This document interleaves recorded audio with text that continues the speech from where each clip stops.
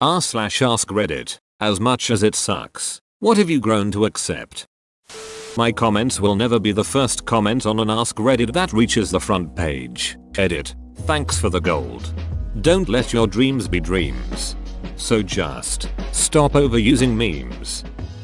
I've already totally squandered my full potential. Now, I'm just trying to squeeze an acceptable existence out of what little is left. I have not quoted myself ever past me. Better late than never. 9 a.m. 5 p.m. Monday through Friday for the next 30 years. 9-5? You lucky person. Most people are 8-5 with a 1-hour break where you sit at work and twiddle your thumbs. 8-hour workday my ass. Edit. For clarification, I'm talking about what qualifies a full-time. I know there are many service positions that get shit on by having 6-7 hours a day and get little to no breaks but are considered part-timers and aren't covered under major labor laws. My point is simply what you/Hillian Trumpeter stated, where we have little to no free time for our own lives outside of work. Let's really break this down. There is work, and there is free time. Free time is only applicable when not doing a work-related task, including commutes. Alarm goes off at 6:30 a.m. All I can do is get ready for work. Commute for 1 hour. This is also work as I am driving to work. Work from 8:12 p.m. Our lunch. While at work. No time to really do anything free time related. Work from 1:05 p.m. Commute home for 1+ HR. From 6 p.m. until 10 p.m. is my only real free time. Most of this time is spent tending to chores around the house. I may get about 2 hours of that to play a video game or something. Oh, and I have no kids yet. When I do, there will be no free time. Weekends of course are the only freedom I have for now. Until I move up to a systems administrator position and am then on call 24/7, 365. Sigh. This is what we call life supposedly.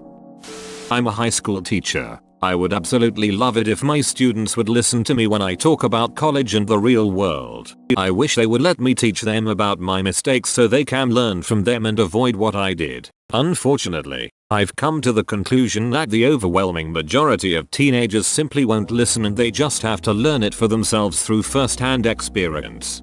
Between youth and wisdom lies a chasm that words alone can never cross. Between youth and wisdom lies a chasm that words alone can never cross. That's a beautiful sentence. I hope you like this. That my dad will never be able to recognize me again, and we'll never be able to have another conversation even though he's still alive. That's rough, man. If it's any consolation, he'll go through the grieving process and be done with it by the time of his father's death. At the funeral, the only emotion he'll feel is relief. Edit. Your experiences will all be different because your grieving processes are different. I am not such a great person, and my kids are just mediocre. I genuinely think that the key in life is to be at least silver in the things that matter, while feeling blessed at being gold in anything. Thanks, Aunt Judy. Have fun at bingo, K. My career will never be what I thought it would be. I'm 45, reached about as high as I can go in my career and I've gradually realized I hate it. Not my job, but my entire field. Also, I have a family now and I can no longer change careers or afford to lose any income. So I'm just riding it out till retirement and pretending I care. Edit. Man, I appreciate the massive upvotes, but how depressing is it that so many people can relate to me? What field? My hair has migrated from the top of my head to the rest of my body. You've become a man when you transition from soaping your ass and shampooing your head to soaping your head and shampooing your ass. I want this to be a fortune cookie fortune.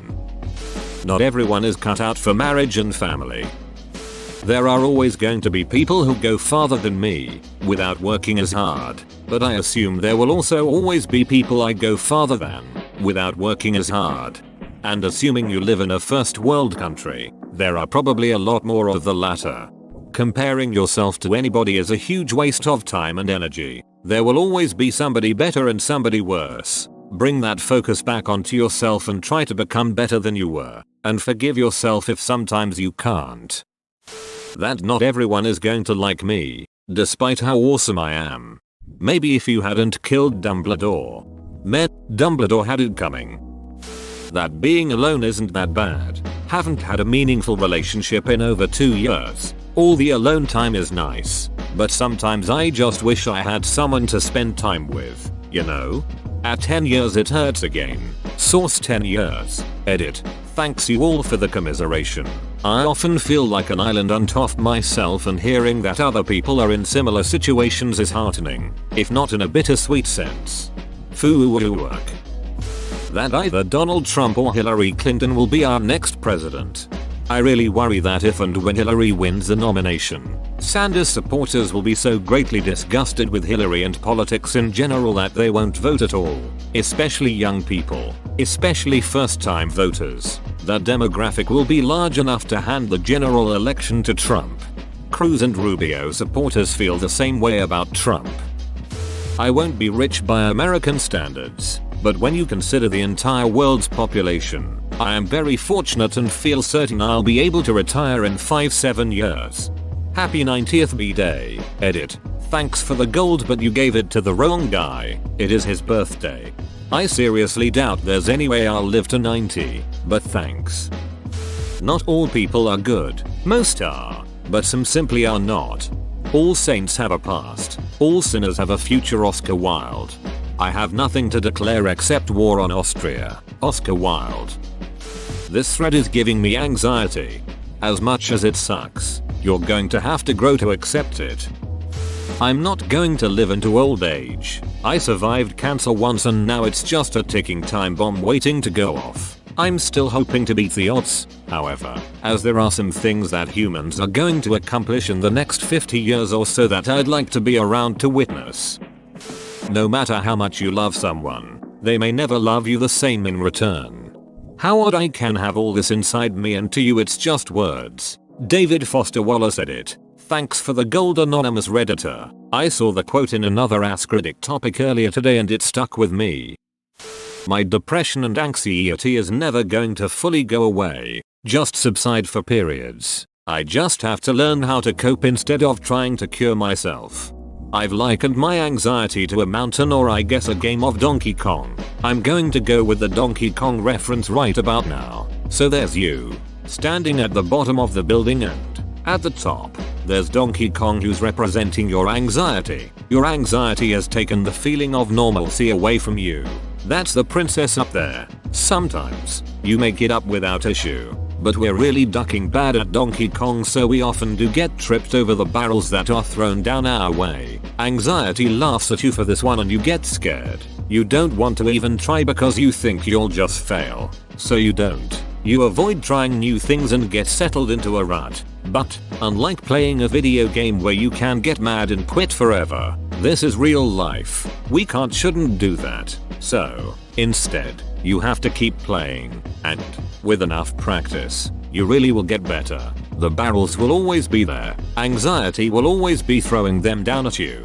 But soon you'll be able to jump over them easily. You learn that hanging on the ladders can help you, and that getting help every once in a while isn't so bad. That there's no shame in that. And, of course, the princess never gets rescued permanently. There will always be a new princess to rescue. So you just keep going. But the feeling of satisfaction when you do rescue one, that's a feeling that will never go away. But, remember, there's no harm in stepping back and taking a bit of time for yourself. The problem won't go away, no, but you can still take a bit of time for yourself and then reapproach the problem with a clearer head. Edit. This got some attention, haha. Thanks everyone, and I really do hope that it helps, but please use your money elsewhere. Edit 2. My boyfriend pointed out that the girl you save in the original DK isn't a princess, just Mario's girlfriend. No one pointed that one out though, but I thought I'd mention it anyway. Also changed a part that people have had other issues with. That life will never be 100% exactly how I wish it would be. Edit. I'm getting a lot of positive words of motivation and I'd like to thank those people. I suffer from depression and it's certainly hard to feel positive when your brain is constantly attacking you. Someday I hope to have it under control. Maybe life won't ever be 100%, but I'll certainly appreciate it becoming more than it is now. Currently settling for a solid 35%. That the pain will never stop. Almost 9 years ago, I had 30 titanium screws and a pair of rods implanted down the length of my spine to correct an abnormal curvature. It hurts. Not always a lot. Most of the time.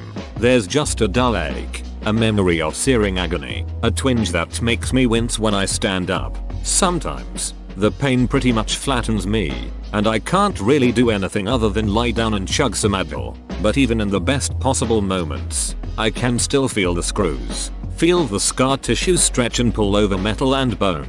There's something crawling inside my skin, clinging to my spine with 30 cold legs that twitch and burrow into my flesh. Sometimes I just want to slice myself open and tear it out. That much I accept. I remember too much of the hospital, though. 3 nights in pediatric intensive care. I haven't grown to accept those memories yet. I'd rather just forget. Well, this certainly puts a damper on cybernetic enhancements. I, too, live with pain that won't go away, and I, too, have some pretty terrible memories from the 7 surgeries I'd had by 14. They're pretty much my only childhood memories. Hospitals, pain, fear. Just want you to know you're not alone. That my vacuum cleaner just can't get up all the dust and pet hair. It just can't, and I've begrudgingly come to accept it. Reading through all this depressing shit then getting to this made me just die of laughter for some reason. I'll never stop feeling the bolts in my back. My incurable disease makes life miserable. The world isn't fair. My vacuum cleaner can't get everything out. I will never get taller. I'm going to be below average in height. I will never be that heartthrob women talk about or the magnetic person in the group. I am me. There's nothing I can do about that. Edit. Holy Canel 700 upvotes. Jesus Joseph Marian H. Christ de los Santos. Whoa. As a short guy, this is the worst. Women are basically trained by society to dislike you. It's really disheartening to think no matter how hard you try or what you do, some guy, 3 inches taller, is considered better than you. I used to think this same way, but people all have their preferences. I'm 5 feet 6ish and every single one of my GFS have preferred my height. Girls have their own preferences just like guys. Confidence, good clothes, and taking care of yourself goes a long way. I am in my 40s and the 20-30 somethings I work with will always and forever see me as a mom figure, an older sister, an aunt. So sad, because they're such sexy beasts. Edit. Yeah, you are so sweet, but I'm probably more a mom jeans mom than a MILF. http I imgur comzfn types gif. I can guarantee some of them have thought about you differently. You mom, that's gross. Getting older. La la la la, I can't hear you. Sorry, young man woman person table. What did you say? Pubic hair is a beach. It grows faster than my ducking beard and that annoys me a lot. Pubic hair is your ducking beard. That there is no cure for the syndrome I have. It is really annoying. My cerebellum is underdeveloped and it brings many things with it. My balance isn't good. I progress visual information slower than other people and my eyes don't work together. I have low muscle tone and can't see depth. I also have to wear glasses. Everything together is just so much that I can do only a few things a day, like go to school and make some homework, and be super tired afterwards. I have to do very few chores at home, but washing dishes twice a week is already making me tired. I will have to accept it because they can't make it better and this will be my life. Edit. Oh wow. Thanks for the gold. Truth be told, if you are capable of attempting to go full on normal, with a syndrome that makes it hard for you, not only you have an uncommon condition, but an uncommon toughness some people without syndromes lack. Keep at it. No matter how hard I try to use the force, it will never work. Do or do not. There is no try. That cardio alone won't make someone skinny. You don't lose weight in the gym, you lose weight in the kitchen. True that, and that's the harder part, in my opinion. Life is unfair.